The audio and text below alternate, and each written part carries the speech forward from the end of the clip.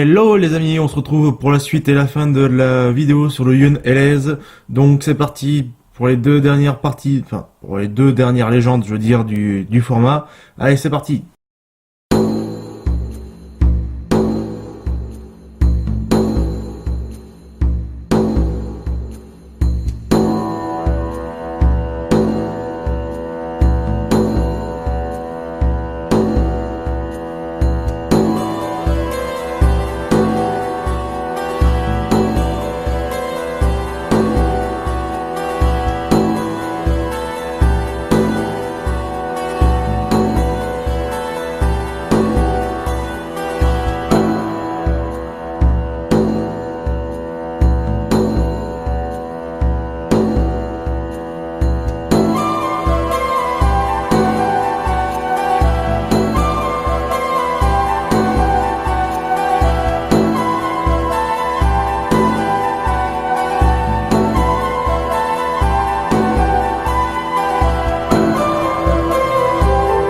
Alors la légende que je vais vous conter, c'est un peu le début que je vous avais raconté dans le premier épisode.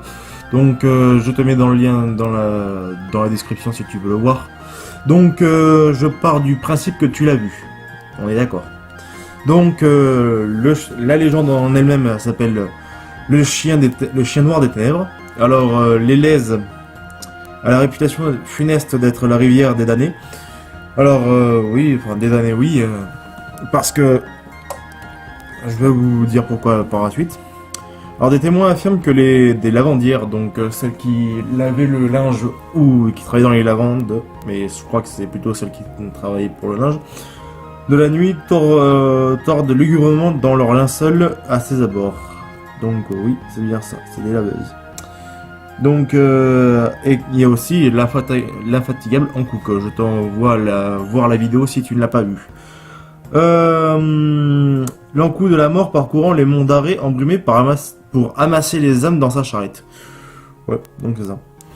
Un homme rôde parfois avec un chien noir dans la pénombre tout près des eaux noires. Le Yun Élèse, il viendrait s'y débarrasser, dit-on, des âmes errantes qui hantent les vivants. C'est donc là que se situe la bouche de l'enfer froid des païens et des âmes damnées. Pourquoi il y a un enfer froid et un enfer chaud? C'est comme dans le nord, il fait froid et dans le sud il fait chaud. Je n'ai jamais compris à ce jour de légende d'enfer chaud et froid.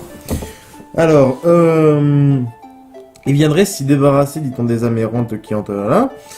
On raconte d'autres étranges histoires sur ce lieu, dont la plus connue est rapportée par Anatole Lebras, le vieux recteur Tadic Coz, qui possédait à la fois tous les secrets de la vie et de la mort. Le gars, c'est Dieu avec un bédo dans les mains. Oui, c'est ça. Il savait capturer les démons des possédés et les emprisonner dans le corps d'un chien noir. Donc, vous imaginez le pauvre petit labrador qui doit subir ça. Cela fait-il emprisonner... Non, prenez la route avec le chien pour traverser les monts d'arrêt, faisant étape à chaque presbytère pour récupérer les âmes des damnés. Les âmes et les démons, pardon. Tac. Parvenu à Saint-Rivoal, il repartait à la tombée de la nuit avec le prêtre des lieux et Surplice et Étole. Je connais pas. Et il gagnait ensemble le cœur du Yun Élèse. Le chien noir se débattait lors du mieux qu'il pouvait, mais le prêtre n'avait qu'à lui passer son étole pour lui précipiter dans le Yudig. Aussi, retentissant le sifflement et détonation. Ils le font exploser le pauvre chien. Je crois que c'est normal. Certaines personnes qui habitent à côté ont eu juré que le marais était en feu. Donc, à ce qui paraît, ça faisait aussi de la lumière.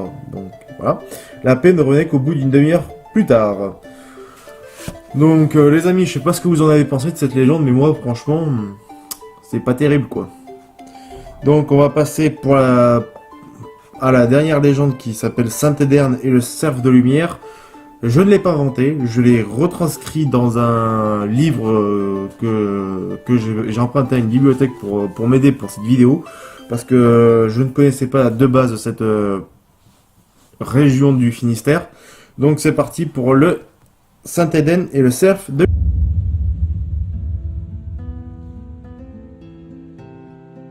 Alors c'est parti pour la légende de Saint-Éderne et le cerf de lumière. Alors à Lennerdenne, petit patelin qui est inconnu au bataillon pour moi. Au sud de Yonne-et-Lèze, l'Ankou règne sur l'ossuaire de l'enclos paroissial, donc cimetière, mais c'est surtout la figure du moine chevauchant un cerf qui domine sur le calvaire du cimetière et de l'église. Edern, moine irlandais ou peut-être gallois, se retirait sur ces lieux à partir du 9e siècle. Il y bâtit son église qui allait abriter bientôt son tombeau. Il laissa son nom à la paroisse, petite dédicace, t'as eu. Outre ses nombreux miracles, c'est un cerf qui allait révéler sa sainteté à ses contemporains. Ce cerf, traqué par les chiens d'un chasseur, était venu se mettre sous sa protection. C'est tellement mignon. Mais bon, on n'est pas là pour ça. Il ne le quitta plus, lui servant même de monture à l'occasion. Tagada, voilà le cerf. C'est grâce à son cerf qu'on reconnaît chez ce saint de Bretagne le personnage mythologique d'Edern, frère du roi celte des morts. Bravo. Des ombres et des esprits et entré dans la légende arthurienne comme l'un des amants de la reine Guenièvre. Oh là là. Celle-là, on a tellement eu parce que j'en ai lu quelques pavés de la légende arthurienne et à chaque nouveau chapitre, on dirait qu'elle en a un nouveau à chaque fois. Ouais. Associé au symbole chrétien, Edern manifeste l'opposition contre les chiens des ténèbres et le cerf annonciateur de la lumière du Christ. Amen. Depuis la nuit des temps, la chute des bois du cerf et leur repousse saisonnière sont le signe du passage de la mort à la vie, de la nuit au jour, tandis que sa chevauchée symbolise l'équilibre du monde et de l'espace et du temps. Oh, sans déconner. Enfin bref.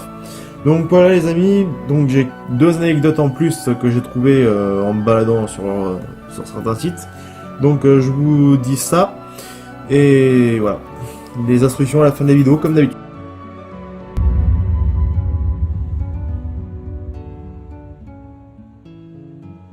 Alors les amis, petit bonus pour vous faire plaisir.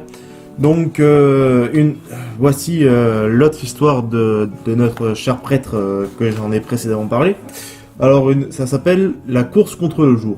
Une légende locale raconte que Renofa, la sœur du moine Edern, avait elle aussi construit une église aux environs à Lockfer pour être précis, afin de délimiter pour chacun son territoire à évangéliser. Donc l'évangélisation, vous savez ce que c'est. Si c'est pas le cas, eh bien, cherchez la définition sur Wikipédia. Il est convenu qu'Edern fixerait sa paroisse dans le périmètre qu'il parcourait entre la tombée de la nuit et du jour. Enfourchant son cerf, Edern partit dans une telle chevauchée que Renofa, le voyant arriver trop tôt, rapidement chez elle, elle fit chanter un coq. Donc elle prit un coq, elle le balança dans une toupine d'eau. Donc une toupine c'est une marmite, c'est comme ça qu'on dit une marmite dans le sud. Il se mit à brailler de douleur, donc c'est ce qui le fit chanter. Bien avant le point du jour, alors Edern dut s'arrêter net et la légende s'arrête là pour le moment parce que je n'ai pas trouvé la suite. Donc voilà. Et on va parler maintenant de l'archange Saint-Michel, oui, celui qui a sa propre statue en haut du mont Saint-Michel, sinon ce serait pas marrant. Alors il y a une légende qui dit que le mont Saint-Michel, enfin la pointe, là où il y a la statue du mont Saint-Michel, serait tournée vers le Yonne-et-Lèze, justement. Donc je crois, attends, Saint-Malo, Yonne-et-Lèze, ouais, c'est vers la pointe est tournée vers le sud. Alors il fallait bien que Saint-Michel, l'archange qui a vaincu Lucifer en personne, veilla sur les hauteurs et le lac rebaptisé à son nom.